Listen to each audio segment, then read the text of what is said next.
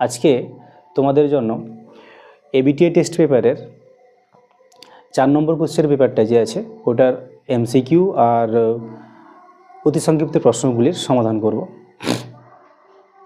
তো এর আগে 3 নম্বর কোশ্চেন পেপার পর্যন্ত সলভ করেছি। তোমরাও আশা করি কোশ্চেন পেপারের এমসিকিউ কোশ্চেন বা অতি সংক্ষিপ্ত কোশ্চেনগুলো সমাধান করে নিয়েছো। আজকে 4 নম্বর কোশ্চেন পেপারটা করব। তোমরা যদি দেখে থাকো বা নিজেরা ট্রাই করে থাকো তাহলে খুব ভালো, না যদি করে থাকো তাহলে নিজেরা আগে ট্রাই করো, তারপরে যদি কোনো অসুবিধা হয়ে থাকে তাহলে ভিডিওগুলো দেখে নিজের সমস্যাগুলো সমাধান করো। সবথেকে বড় কথা হচ্ছে নিজেদের ট্রাই করাটাই হচ্ছে সবচেয়ে বড় কথা। তাহলে তোমাদের নিজেদের আত্মবিশ্বাসও বাড়বে এবং প্রস্তুতিও ঠিকঠাক হবে। তো যাই হোক, আজকে 4 নম্বর কোশ্চেন পেপারের এমসিকিউগুলো সলভ করি। তো এই কোশ্চেন পেপারের ফার্স্ট যে কোশ্চেনটা আছে, এই কোশ্চেনটা 1 নম্বর কোশ্চেন বলেছে 10 কুলম আধানে ইলেকট্রনের সংখ্যা কত। 1 নম্বর কোশ্চেন তাহলে বলেছে 10 কুলম পরিমাণ আধান, এই পরিমাণ আধানে কত পরিমাণ ইলেকট্রন থাকবে বা কত সংখ্যক ইলেকট্রন থাকবে। তো এই একটা ফর্মুলা আছে যে আধানের পরিমাণ কিউ সমান এন মানে ইলেকট্রন সংখ্যা ইন্টু ইলেকট্রনের আধান। তো এই সূত্রটা আসে আধানের কোয়ান্টায়ন নীতি থেকে। তো সবচেয়ে কম সংখ্যক আধানের পরিমাণ হচ্ছে একটি ইলেকট্রনের আধান, আর কোনো বস্তুর আধানের পরিমাণ হচ্ছে ইলেকট্রনের আধানের পূর্ণগুণিতক। তো কোনো বস্তুর আধানের পরিমাণ হচ্ছে ইলেকট্রনের যে আধান তার পূর্ণ গুণিতক। এই পূর্ণ গুণিতকটা হচ্ছে ইলেকট্রনের সংখ্যা। তো এখান থেকে আসো এনের মানটা বার করি। তাহলে এন ইকুয়ালস টু কত হবে, তাহলে কিউ বাই ই। কিউর মানটা বসিয়ে দাও কত 10 কুলম, আর ইর মানটা হচ্ছে ইলেকট্রনের আধান হচ্ছে 1.6 into 10 to the power -9। 10 to the power -9টা উপরে চলে যাবে, তো হয়ে যাবে 10 টু দি পাওয়ার +9। আর এখানে থেকে যাচ্ছে, তাহলে দেখো দশমিকটা যদি তুলে দিই উপরে একটা শূন্য হয়ে যাবে, তাহলে 100/16। এবার 100কে 16 দিয়ে যদি ডিভাইড করো তাহলে ওই 6.25 আসছে। 6.25 into 10 to the power 19 coulomb, 19 সংখ্যক। তো এই উত্তরটা ভুল দেওয়া আছে, সম্ভবত ফার্স্ট যে অপশানটা আছে ওইটাই হবে, ওখানে একটা মিস্টেক করে গেছে, এখানে 10 টু দি পাওয়ার 29 দিয়েছে, 10 টু দি পাওয়ার 19 হবে। তো মনে হয় ভিডিওর ব্যাকগ্রাউন্ডে একটা মিউজিক বা নয়েজ আসছে, তো ওটার জন্য মাপ চেয়ে নিচ্ছি। আশা করি অতটা অসুবিধা হচ্ছে না। তো এর পরের কোশ্চেনটায় আসি, 2 নম্বর কোশ্চেন। 2 নম্বর কোশ্চেন বলছে একটি আহিত ধারকে সঞ্চিত শক্তি বা ধারকে যে শক্তি সঞ্চিত হয় সেটা কোথায় সঞ্চিত থাকে। এখানে অপশানগুলো যেগুলো দেওয়া আছে, 1 নম্বর অপশান দেওয়া আছে ধনাত্মক প্লেটে, 2 নম্বর অপশানটা দেওয়া আছে ধনাত্মক ও ঋণাত্মক প্লেটে, 3 নম্বর দেওয়া আছে প্লেট দুটির মধ্যবর্তী তড়িৎ ক্ষেত্রে, 4 নম্বর যেটা দেওয়া আছে প্লেট দুটির প্রান্তের চারপাশে। ধারকের যে শক্তিটা এটা সঞ্চিত থাকে প্লেটের মধ্যে যে তড়িৎ ক্ষেত্র সৃষ্টি হয় ওই তড়িৎ ক্ষেত্রের মধ্যে সঞ্চিত থাকে। তাহলে অপশান হবে সি, অপশান সি। 2 নম্বর কোশ্চেনের অপশান হচ্ছে সি। ধারকের সঞ্চিত শক্তি প্লেট দুটির মধ্যে যে তড়িৎ ক্ষেত্র সৃষ্টি হয় ওই তড়িৎ ক্ষেত্রের মধ্যে সঞ্চিত থাকে। এবার 3 নম্বর কোশ্চেন। 3 নম্বর কোশ্চেনটা কি বলেছে, কোনো ধাতব পরিবাহীতে একক আয়তনে মুক্ত ইলেকট্রনের সংখ্যা দেওয়া আছে আর ইলেকট্রনের বিচলন বেগ দেওয়া আছে। 3 নম্বর কোশ্চেন কি দেওয়া আছে, একক আয়তনে ইলেকট্রন সংখ্যা দেওয়া আছে,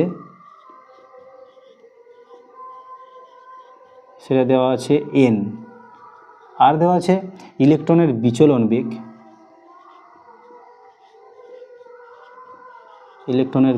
বেগ, ভিডি, এই দুজনের মধ্যে, এই দুটি রাশির মধ্যে সম্পর্ক বার করতে বলেছে।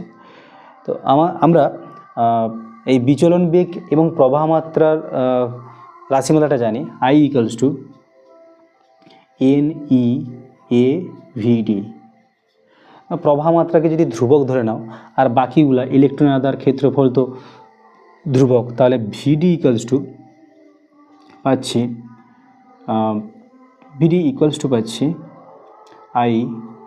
I/NEA। তো বাকিগুলো যদি কনস্ট্যান্ট হয় তাহলে ভিডি প্রপোর্শনালস টু হয় 1/n। তাহলে একক আয়তনে ইলেকট্রন সংখ্যার সঙ্গে বেগটা ব্যস্তানুপাতিক হয়।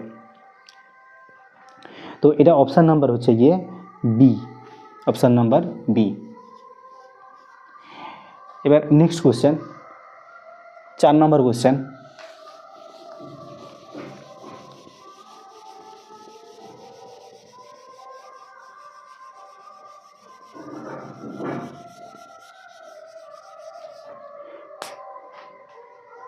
চার নম্বর কোশ্চেনটা কি বলেছে, একটি অসীম দীর্ঘ ঋজু পরিবাহী থেকে এক্স দূরত্বে চুম্বক আবেশ বলে দিয়েছে 0.3 টেসলা। একটা দীর্ঘ ঋজু পরিবাহী, এটা 4 নম্বর কোশ্চেন। এবার এই দীর্ঘ ঋজু পরিবাহী থেকে এক্স দূরত্ব, আমি ধরে নিলাম এক্স দূরত্ব, আচ্ছা ছবিটা একটু প্রবলেম আছে।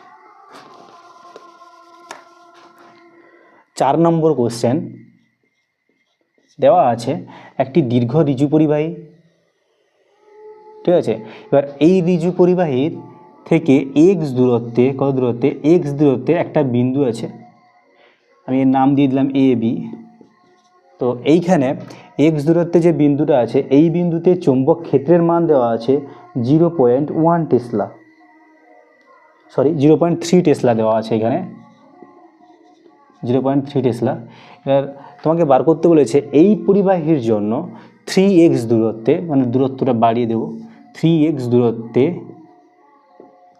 বির মান কত হবে, চৌম্বক ক্ষেত্র বির মান কত হবে।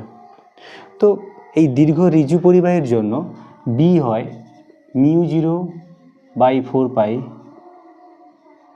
2I/r। অসীম দীর্ঘ ঋজু পরিবাহীর জন্য যে কোনো বিন্দুতে চৌম্বক ক্ষেত্র μ0/4π 2I/r। তো কথা হচ্ছে এখানে বিটা দূরত্বের সঙ্গে কি হচ্ছে, ব্যস্তানুপাতিক। দূরত্ব যত বাড়বে চৌম্বক ক্ষেত্রের পরিমাণ তত কমতে থাকবে। তাহলে এখান থেকে আমি পাবো, তাহলে আমি B2/B1 লিখছি, কারণ B2টা বার করতে হবে। B2/B1 সমান R1/R2, যেহেতু ব্যস্তানুপাতিক।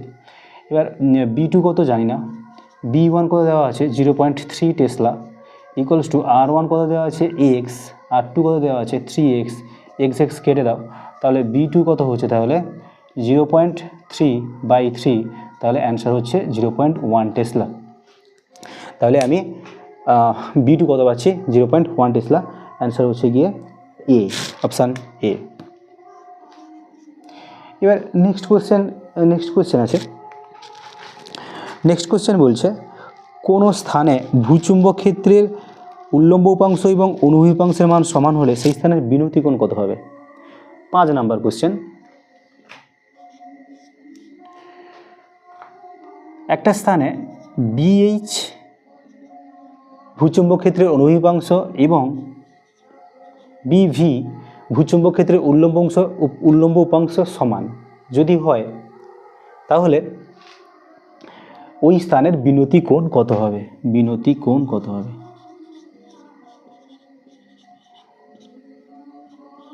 তো আমরা জানি tan theta equals to BV/BH। এবার যেহেতু BV আর BH সমান বলে দিয়েছে, তাহলে কত হবে, BV/BH এর ভাগফল কত হবে, 1 হবে। আর 1 কখন হয়, যখন tan 45 ডিগ্রি হয়। তাহলে এখান থেকে থিটা আমি কত পাচ্ছি, 45 ডিগ্রি। তাহলে যে স্থানের বিনতি কোণ 45 ডিগ্রি, সেই স্থানে ভূচুম্বক ক্ষেত্রের উল্লম্ব উপাংশ এবং অনুভূমিক উপাংশের মান কি হয়, সমান হয়। Option number A. তো এবার 6 নম্বর কোশ্চেনে চলে যাব।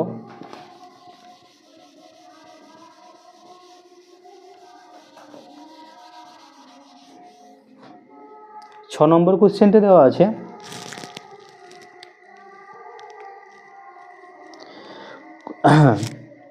কোনো বর্তনীতে পরিবর্তী প্রবাহ মাত্রার কম্পাঙ্ক দিয়েছে 50 হার্জ। ঠিক আছে, পরিবর্তী যে প্রবাহ মাত্রা তার কম্পাঙ্ক দেওয়া আছে 50 হার্জ। এবার বলেছে 1 সেকেন্ডে কতবার শূন্য হবে, প্রবাহ মাত্রা কতবার শূন্য হবে। ঠিক আছে, তো এটা জানতে হলে কিভাবে জানবো বা কীভাবে বার করবো এটা। তো এখানে প্রবাহ মাত্রার কম্পাঙ্ক কত দেওয়া আছে 50 হার্জ। কথার অর্থ হচ্ছে 1 সেকেন্ডে 50টা পূর্ণ কম্পন হবে। পূর্ণ কম্পন কথার অর্থ এইরকম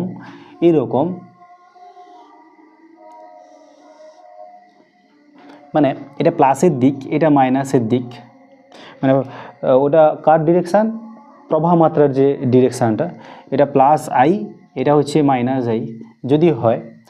তো প্রথমে আমি ধরলাম এখান থেকে 0 থেকে শুরু হয়েছে, দিয়ে কোন দিকে যাচ্ছে, প্লাসের দিকে যাচ্ছে, মানে প্লাস প্রবাহ মাত্রা আস্তে আস্তে বাড়তে ওটা ম্যাক্সিমাম হবে। ম্যাক্সিমাম যখন হয়ে যাবে তারপর আবার কমতে থাকবে। কার মান, প্লাস আইয়ের মান কমতে 0 হলো, একবার 0 হলো। তো 0 যখন হয়ে যাচ্ছে এবার কি হবে, প্রবাহ মাত্রার মান মাইনাসের দিকে যাবে। তো মাইনাসের দিকে আস্তে আস্তে বাড়তে ম্যাক্সিমাম হবে। ম্যাক্সিমাম হয়ে আবার কী হবে, মাইনাসটা কমতে 0 হবে। তাহলে এটা হচ্ছে একটা পূর্ণ সাইকেল বা পূর্ণ চক্র।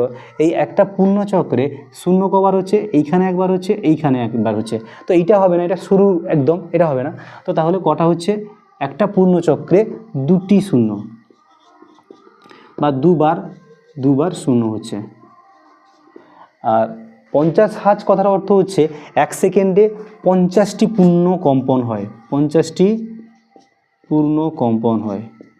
এখানে পূর্ণ কম্পন বলতে ওই প্লাস আই আর মাইনাস আইর মানটা কমপ্লিট হওয়া আর কি। একবার প্লাস আইর মান 0 থেকে বেড়ে ম্যাক্সিমাম হবে, ম্যাক্সিমাম থেকে আবার মানে 0-তে যাবে, 0 থেকে আবার মাইনাস আইটা আস্তে আস্তে বাড়বে, বেড়ে সর্বোচ্চ হলে আবার কমে গিয়ে 0 হবে। এইটা পুরোটা হচ্ছে একটা পূর্ণ কম্পন। তাহলে এখানে কটা পূর্ণ কম্পন হয়, 50টি পূর্ণ কম্পন হয়। আর প্রতিটি পূর্ণ কম্পনে শূন্য কতবার আসে, 2বার শূন্য আসে। তাহলে 50টি পূর্ণ কম্পনে কটা শূন্য আসবে, 100টি শূন্য আসবে। 100টি শূন্য আসবে। তো এখানে 6 নম্বরের অপশানটা হচ্ছে কি, তাহলে বি। এবার চলে যাব 7 নম্বর কোশ্চেন। 7 নম্বর কোশ্চেন কি বলা আছে,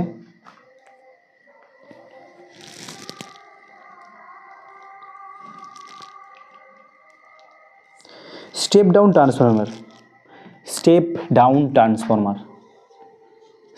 ট্রান্সফরমারটা কি,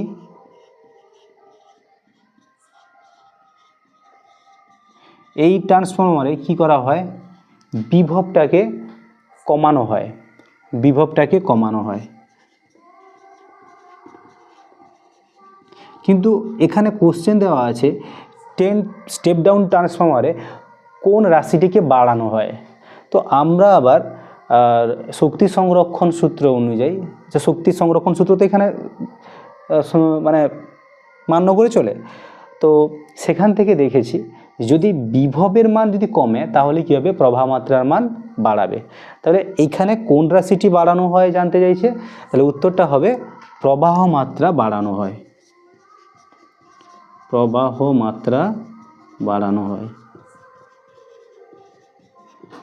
ঠিক আছে, এখানে অপশান হবে গিয়ে এই।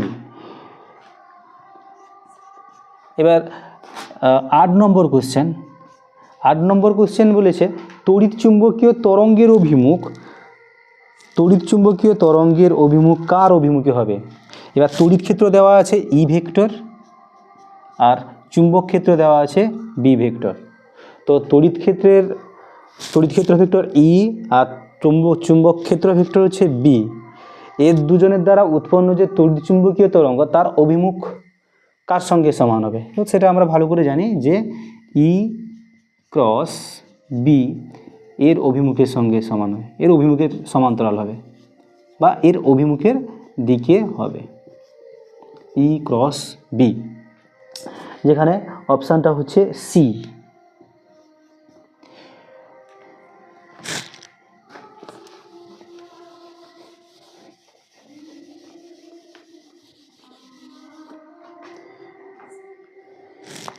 পরের কোশ্চেন 9 নম্বর কোশ্চেন বলেছে আলোকীয় তন্তুতে বা অপটিক্যাল ফাইবার যেগুলোকে বলে, সেইখানে আলোক সঞ্চালনের জন্য কোন আলোকীয় ঘটনাটা ঘটে? ওই যে অপটিক্যাল ফাইবারের মধ্য দিয়ে তথ্য সঞ্চালন করা হয় এক জায়গা থেকে অন্য জায়গায়, সেটা আলোর কোন ঘটনার সাহায্যে ঘটে? সেটা হচ্ছে আলোর আভ্যন্তরীণ প্রতিফলন। আলোর আভ্যন্তরীণ প্রতিফলন।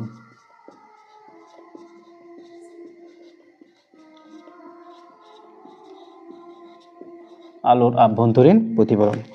এরপরে নেক্সট 10 নম্বর বলছে, 10 নম্বর কোশ্চেন বলেছে একটা দূরবীক্ষণ যন্ত্রের অভিলক্ষের ব্যাস যদি দ্বিগুণ করা হয় তার বিশ্লেষণী ক্ষমতার কি পরিবর্তন হবে?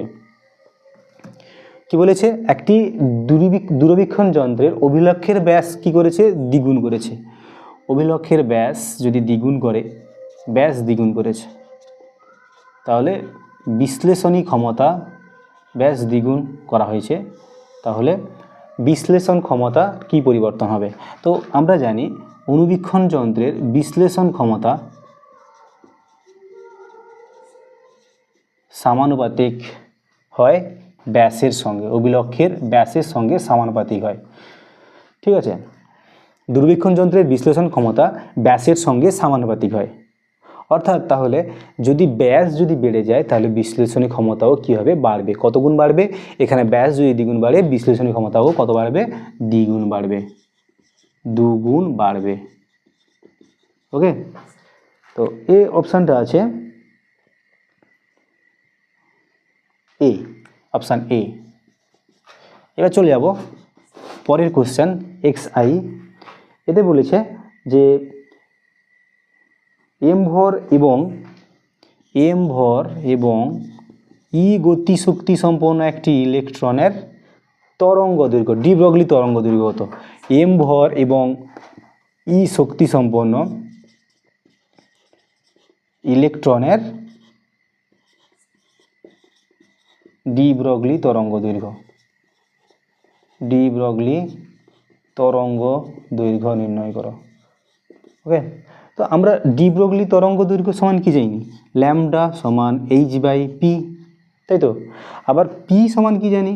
পি সমান √2mE, তাই তো? এটা হচ্ছে গতিশক্তি। তাহলে এখানে বসিয়ে দেবো h/√2mE। ঠিক আছে, অপশান নাম্বার লাস্টেরটা ডি। এবার চলে আসো 11 নম্বর, 12 নম্বর কোশ্চেন। 12 নম্বর কোশ্চেন কী বলেছে? হাইড্রোজেন পরমাণুর বামার শ্রেণীর ইলেকট্রনকে বিচ্ছিন্ন করতে কত শক্তির প্রয়োজন? বামার শ্রেণী, এখানে বামার শ্রেণী মানে কথাটা হচ্ছে প্রবলেম আছে। তো বামার শ্রেণী না, ওটা হচ্ছে অ্যাকচুয়ালি বামার শ্রেণী বলতে ওই দ্বিতীয় কক্ষপথকে নির্দেশ করছে। তো এখানে হাইড্রোজেন পরমাণুর দ্বিতীয় কক্ষপথ থেকে একটি ইলেকট্রনকে নির্গত করতে কত পরিমাণ শক্তি লাগবে? তো তার জন্য আমাকে আগে জানতে হবে দ্বিতীয় কক্ষপথে ইলেকট্রনের শক্তি কত। তো ইলেকট্রনের কক্ষপথের শক্তির ফর্মুলা হচ্ছে -13.6/n²। ঠিক আছে, আর দ্বিতীয় কক্ষপথে তাহলে এন এর মান কত হয়ে যাবে? তাহলে 2², তাহলে -13.6/2², মানে -13.6/4, তাহলে এটা অ্যান্সার হবে 4 × 3 = 12, 4 × 4 = 16, -3.4 ইলেকট্রন ভোল্ট। ঠিক আছে, তাহলে 2 নম্বর কক্ষপথে যে ইলেকট্রনটা থাকে তার শক্তি কত থাকে? -3.4 ইলেকট্রন ভোল্ট। এবার এই ইলেকট্রনটাকে যদি তুমি দ্বিতীয় কক্ষপথ থেকে মুক্ত করতে যাও তাহলে ইলেকট্রনের ন্যূনতম শক্তি কত করতে হবে? 0 করতে হবে। তার জন্য তোমাকে কত দিতে হবে? +3.4 ইলেকট্রন ভোল্ট শক্তি দিতে হবে। তাহলে আয়নন শক্তিটা বা সেই 2 নম্বর কক্ষপথ থেকে ইলেকট্রনকে বিচ্ছিন্ন করতে কত পরিমাণ শক্তি লাগছে? +3.4 ইলেকট্রন ভোল্ট, যেটা অপশান আছে সি। এবার চলে যাব 13 নম্বর কোশ্চেন।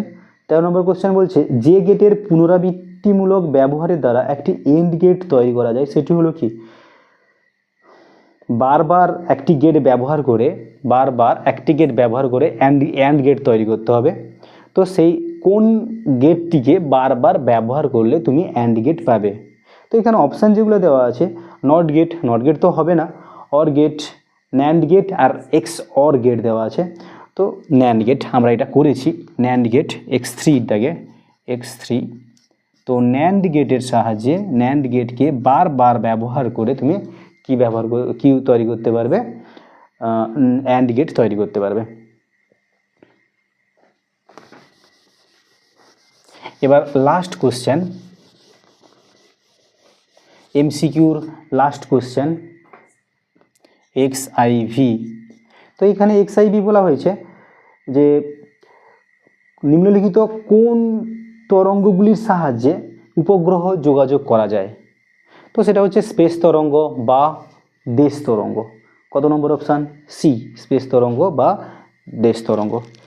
তো এমসিকিউ মোটামুটি শেষ হলো।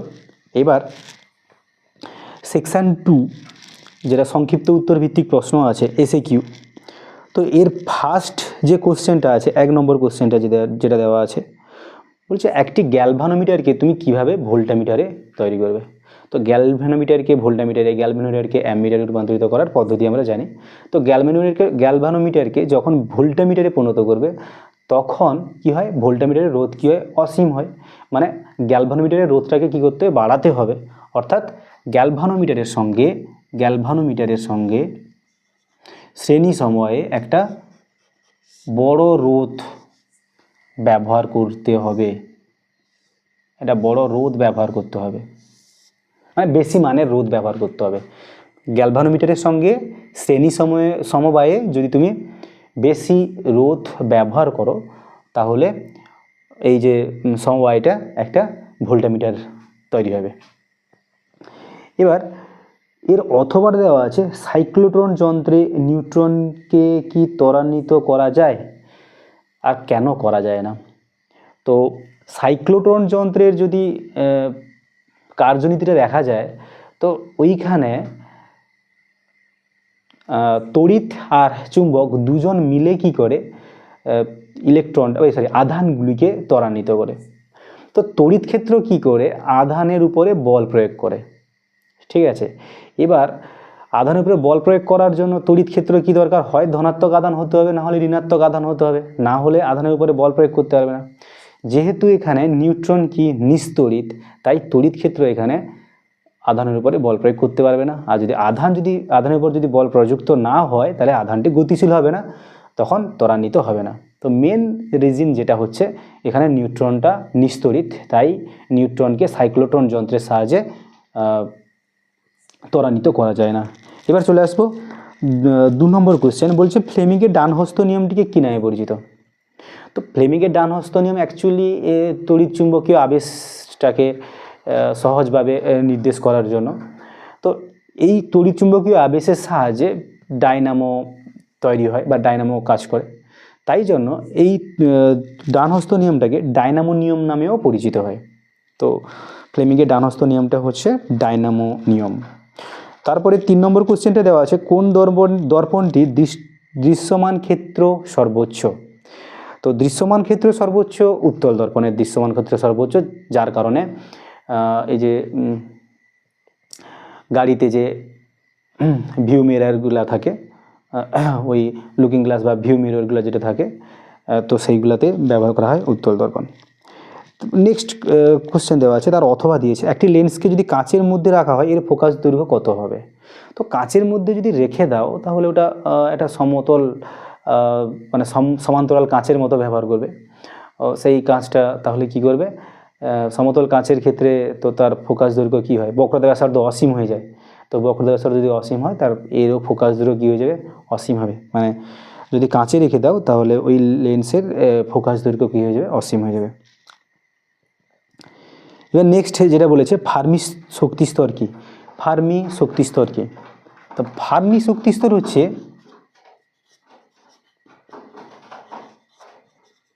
ফার্মি শক্তিস্তর, এটা হচ্ছে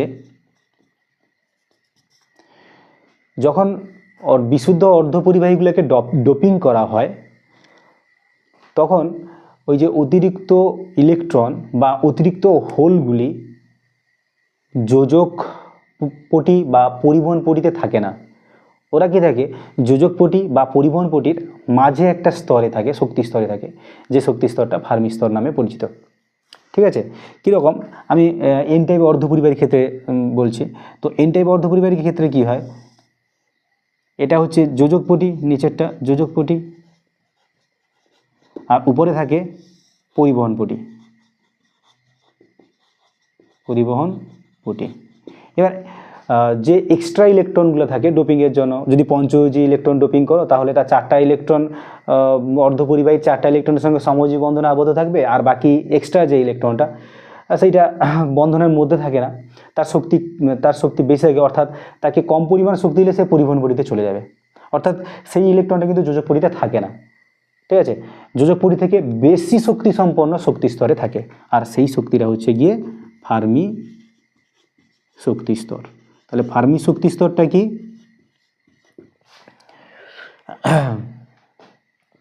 অর্ধপরিবাহীকে ডোপিংয়ের ফলে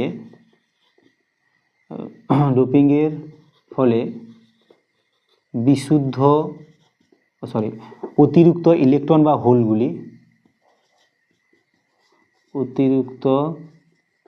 ইলেকট্রন বা হোলগুলি যোজক পটি এবং পরিবহন পটির মাঝের যে শক্তি স্তরে অবস্থান করে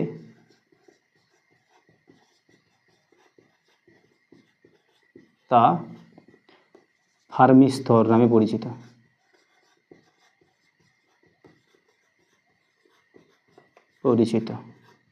ঠিক আছে, এটা হচ্ছে এন টাইপ অর্ধপরিবাহীর ক্ষেত্রে। এরকম যোজক পটি আর পরিবহন পটি, তার মাঝে মানে পরিবহন পটির দিকে এইখানে কি থাকে, যে অতিরিক্ত ইলেকট্রনগুলো ডোপিংয়ের ফলে যে অতিরিক্ত ইলেকট্রনগুলো এই ফার্মি শক্তি স্তরে থাকে। আর পি টাইপের ক্ষেত্রে যোজক পটি এটা, আর এটা হচ্ছে পরিবহন পটি,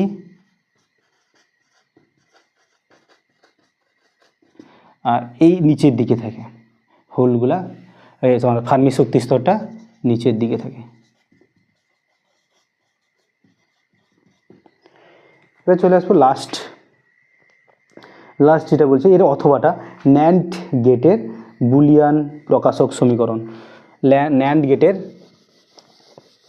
গেটের আউটপুট কি হয়, ন্যান্ড গেটের আউটপুট হয়, ন্যান্ড মানে নট প্লাস অ্যান্ড, NAND, তো এর আউটপুট হয় A ইন্টু বি বার।